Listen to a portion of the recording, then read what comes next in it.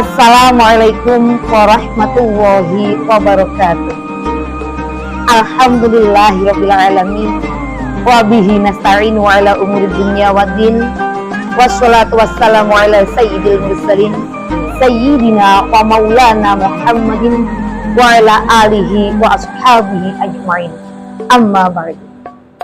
Ayyuhal hadirun, sahabat-sahabat fatayat, muslimin dan muslimat rahimakumullah. Alhamdulillah, berjumpa lagi dengan saya dalam episode yang kelima. Tak terasa sahabat, kita sudah memasuki puasa yang kelima dalam keadaan sehat walafiat tanpa suatu halangan apapun. Amin ya rabbal alamin. Dalam kesempatan kali ini, saya akan menjelaskan tentang keutamaan puasa di hari yang kelima. Allah Subhanahu wa Ta'ala akan memberikan surga bagi orang yang melaksanakan puasa, yakni di surga ma'wa, yang mana di dalamnya terdapat beribu-ribu kota. Di setiap satu kota terdapat beribu-ribu rumah, dan di setiap rumah terdapat beribu-ribu hidangan. Subhanallah, sangat besar sekali bukan pahala yang telah diberikan oleh Allah Subhanahu wa Ta'ala kepada orang yang melaksanakan puasa. Sebagaimana firman Allah dalam surat An-Nazi'at ayat 40 sampai ayat 41 yang berbunyi, A'udzubillahi minasyaitonirrajim, Bismillahirrahmanirrahim. Wa amma man khafa maqama rabbih wa nahan nafsa 'anil hawa fa innal jannata hiyal ma'wa. Al-ayah, yang artinya, dan sesungguhnya barang siapa yang takut akan kebesaran Allah Subhanahu wa Ta'ala dan mau menahan hawa nafsunya, maka sesungguhnya surga ma'walah tempat tinggalnya.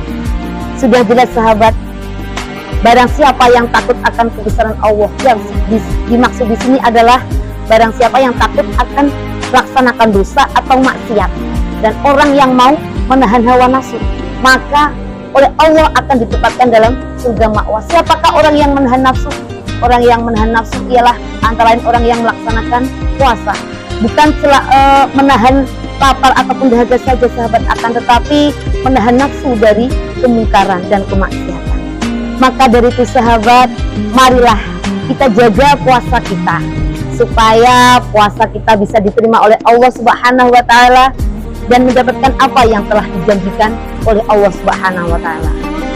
Caranya bagaimana sahabat? Caranya ialah kita juga harus mengetahui apa saja perkara yang membatalkan puasa. Antara lain ialah perkara yang membatalkan puasa, memasukkan sesuatu ke dalam lubang, entah itu lubang atas, lubang bawah, lubang depan ataupun belakang, itu dengan disengaja. Maka orang yang memasukkan sesuatu ke dalam lubang dengan sengaja, puasanya akan batal. Yang kedua yakni keluar haid atau nifas. Jadi jika kita seorang perempuan ya, ketika sedang melaksanakan puasa lantas di tengah perjalanan haidnya keluar, maka puasa kita batal. Yang ketiga yakni hilang akal. Contohnya gila atau mabuk. Jadi seorang yang melaksanakan puasa, jika ia tiba-tiba mabuk, akalnya hilang, puasanya batal. Yang keempat yakni berhubungan badan, ya, berhubungan badan di waktu puasa. Maksudnya yaitu berhubungan badan di siang hari. Kalau di malam hari boleh-boleh saja. Akan tetapi jika dilaksanakan dalam keadaan mulai terbitnya fajar sampai tenggelamnya matahari, puasanya akan batal. Lantas yang kelima yakni muntah dengan sengaja sahabat. Maksudnya bagaimana muntah dengan sengaja? Misalnya memasukkan jari ke dalam rongga mulut supaya apa? Supaya keluar sampai muntah-muntah, itu yang dinamakan muntah sengaja. Atau orang yang punya penyakit lambung, biasanya orang yang punya penyakit lambung, misal ya gosok gigi setelah azan subuh. Nah, karena ia punya penyakit lambung, akhirnya muntah-muntah lah. Itu juga termasuk muntah dengan sengaja. Jadi orang yang punya penyakit lambung, jika ingin gosok gigi, maka gosok gigilah sebelum subuh supaya jika ia muntah itu tidak membatalkan puasa. Selanjutnya yang nomor 6 yaitu keluar sperma. Ya, keluar sperma itu membatalkan puasa. Dan yang nomor 7 atau yang terakhir yaitu murtad. murtad yakni keluar dari Islam, maka puasa seorang tersebut akan batal. Dari keterangan di atas dapat disimpulkan bahwasanya jika puasa kita ingin diterima oleh Allah Subhanahu wa taala, maka marilah kita jaga perkara yang bisa membatalkan puasa. Kita tahan hawa nafsu kita. Supaya apa sahabat? Supaya kita bisa meraih surga makwanya Allah Subhanahu wa taala. Jaga puasa kita, jaga kesehatan kita dalam puasa ini.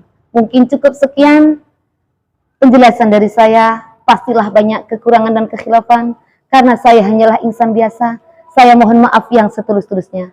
Akhir kalam, ihdinas shiratal mustaqim wal afu minkum. Wassalamualaikum warahmatullahi wabarakatuh.